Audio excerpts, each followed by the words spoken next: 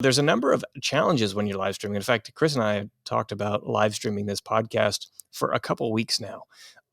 And in every instance, we're ready to go, like as in we know what we got to do to go live, right? And we know what buttons we got to press. And it always comes down to, the 11th hour, we're ready to go. And then there's some technical glitch and, the time's coming. So, doesn't work out at the last second. In fact, that happened last week. It happens this week. So really one of the big things is planning, right? Like prepping for a live stream is so incredibly important, especially if you consider, well, it's live. And as you're going, you just want to make sure that nothing breaks. And not only nothing breaks in terms of like, something comes unplugged or, there's a technical malfunction, but the content itself can continue without being broken, right? Or falling apart.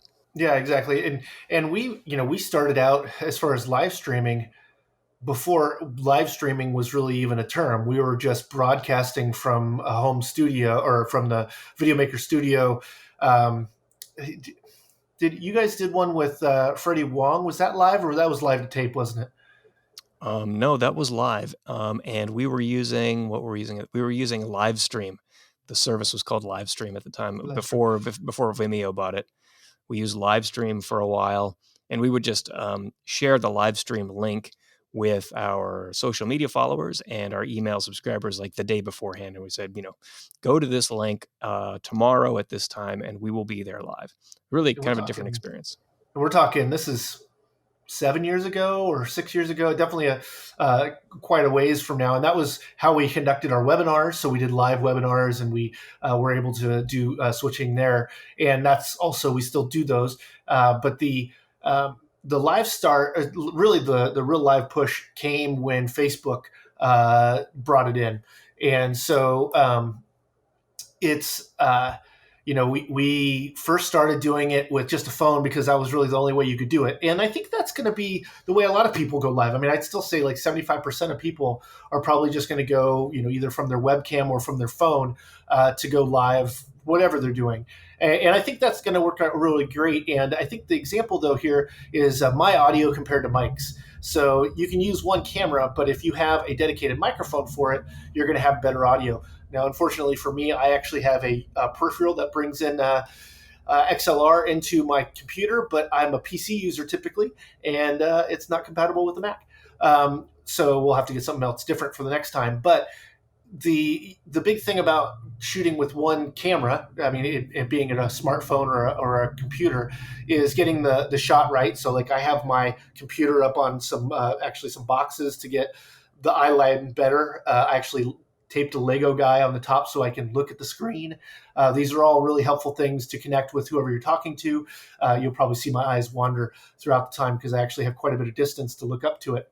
But we first started off with going, okay, those are the things. We can't go multi-camera because at the time you just couldn't. Facebook didn't have any kind of partnership with any kind of streaming company to allow for that. So really you just had whatever's connected to the app itself. And so we used a computer or we used a phone. Then we went, well, if we used a phone, we could use some support, so we could do a slider or a dolly move or use a tripod or whatever else, and we could add a little bit more dynamics to it. So that's something to think about if you're looking to make your shot more dynamic. But the biggest thing was lighting. And like right now, I have it's actually the BBS interviewer setup. I can show you that I have lights that I can dim and whatnot. I want a little drum, and I'm using the natural light in the room because it happens to be. It actually was really bad earlier today because the sun was coming directly into that room there, and so it looked like heaven behind me. But these are all things you should think about before streaming. So the audio source is really, I think, one of the biggest things, though. Like for me, I'm in a room, no one else is in here, although my family almost came in. But it's it's important to be able to do that so that what you're saying can be heard or what you're doing can be heard. Mike, do you have any other thoughts about when we first started out, like that one camera direct to app live stream? Well, the thing that I remember most about it was that from a technical perspective, it was pretty dang easy, right? Like, it was really the phone, and we pressed the live button, because it was just Facebook Live, and then we sort of added complexity.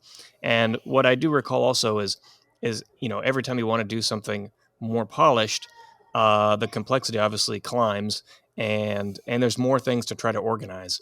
Yeah, yeah. And I think that's one of the main things is that you have to like basically decide what you're going to do, and you have to be able to make sure everything can happen simultaneously. And when I say simultaneously, I mean everything is working at the same time and working with each other. So there's none of this stuff like dual system sound or something, right? Where you're shooting with one device, and then the sound is sort of piped through another system and is otherwise disconnected, and then you combine them afterwards. There's no combining anything afterwards. It all has to come together and combine in real time. So you not only have to set that up and test it, obviously, which we can get into testing in a minute here, but you also have to plan for what is it going to take to have all this stuff running in the middle of a stream. So something that we learned actually doing this podcast, which the podcast is not technically live. We call it live to tape because there's no editing afterwards. I mean, a little bit of editing when we put the intro and outro on, but for the most part, it just is records as it happens. And we had this thing where we wanted to like mark certain things as they occurred. So whenever we change topics, we want to put a little marker in there that says, okay, this is when we transfer to this other topic. So in post, we could go back and say, okay, well, we changed topics here, and we can sort of slice this out and repurpose a clip somewhere else. And what we learned in this process is you can't really do that in the middle of a stream unless you have someone whose job it is to do that and not participate in the conversation. And so it's always good to plan for live, to plan what is the personnel requirements here. There's the personnel requirements of who's going to be on camera, and who's going to be participating in the content side of things in front of the camera, but also who's going to do all the other behind the camera things. It's really easy to get into this trap where you think you're going to set it all up, and then you just get in front of the camera and do your thing. But there's a lot of things that happen behind the camera, and you need to either acknowledge that, one, you're not going to do that stuff, or two, you're going to have to recruit someone to do those things and train them on how to do it. And an example might be of the dolly setup that we had, when we were doing our first early live streams. It's really easy to forget that you need someone there to operate the dolly. It's not something that you can just sort of get up, walk away from your seat, get the shot that you want of, push in on the product or whatever we were using it for. Yeah. I think we were using it sliding back and forth or something, looking at a product on a table or. Yeah, I think it was just for the start of the live stream, and I think that's really the with when it comes to my lawnmower. I literally have someone mowing lawn outside. That's funny. Sounds like an Hold on. airplane. Maybe I am by the airport, but the live stream, it's real simple in your phone. But like, think about when you press go. How many streams have you seen starting that someone's like, is it good? I mean, it's what I've seen that on the news, and they have stuff that's really set up to cut on time, and that's just from missing a cue. Whereas you don't get real positive cue that you're streaming. So I remember us we do it. Are we live yet? Are we live yet? We have to check on another machine to make sure it was live on a different network. The other part was, could we handle the bandwidth of previewing ourselves live stream as we shoot and stream a live stream, and other people doing other things with our same bandwidth? That could be difficult and play into that as well. There's a lot of little aspects on that. Even like where the shot starts and stops. At what point do I have to stop cleaning this room so it looks presentable to you? Those are things to pay attention to.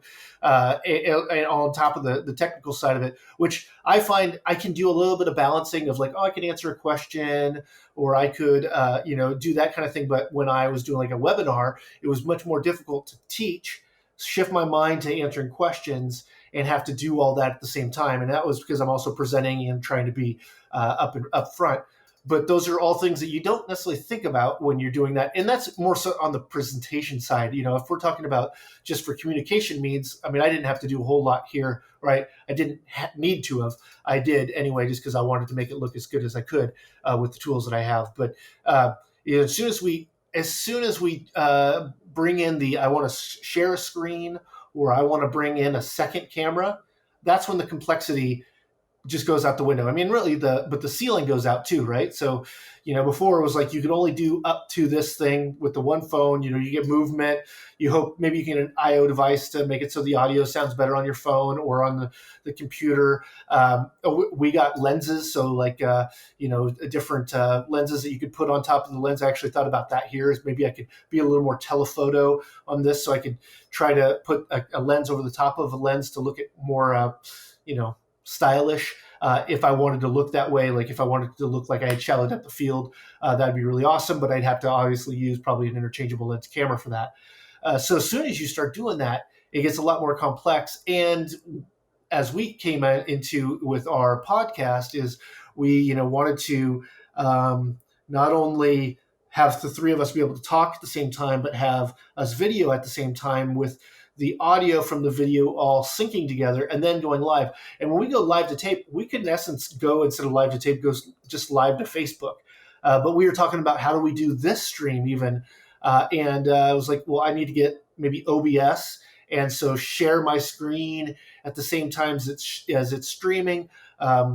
Unfortunately, I didn't have enough time to really organize that this time, but I think it's possible. And OBS is free, so it's just a little clumsy because I think it's meant for so many different purposes. You got to figure out the way it's going to work for whatever you're trying to do, and that's really the big thing about the complexities. Is once you go out of one camera, you're really talking about the same world that the TV station that broadcasts the news is dealing with. They're not doing it complicated. If you're talking about a newscast in any market for that matter, you're not talking about dozens of cameras or anything. I mean, maybe if you're talking about the Today Show or something like that, but likely they're still switching between 3-4 cameras or something like that. There's someone calling the shots, and on a real broadcast you'd have someone's job just to say when to change the shot. You'd have someone just making sure pacing was going on and all those kinds of things. Like, I don't have a cameraman, I can't change this shot. If the audio doesn't sound good, I don't know what to do while I'm in stream. So these are things that you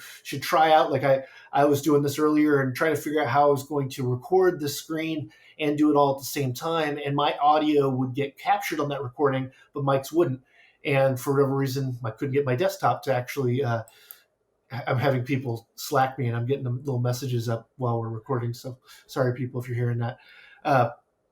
But it's it can be a difficult thing to balance all that stuff. And then, of course, the weird things you wouldn't think about, like audio sync. Like what I was talking about earlier, Mike went off screen, and then all of a sudden when it connected again, it sped him up to when he was in real time. And that was Zoom making up for what they know is going to be a problem, which is connection issues on one of the sides of the call.